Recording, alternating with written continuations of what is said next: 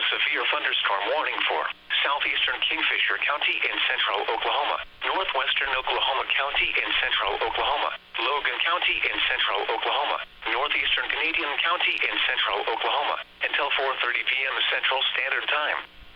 At 3:42 p.m. Central Standard Time, a severe thunderstorm was located 7 miles west of Cashin, moving northeast at 35 miles an hour. Expected hazards include 60 miles an hour wind gusts.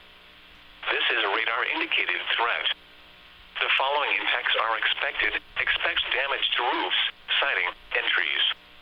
Locations impacted include northwestern Oklahoma City, northern Edmond, Guthrie, Kingfisher, Piedmont, Crescent, Okarche, Cashin, Cedar Valley, Cimarron City, Lovell, Seward, and Navina.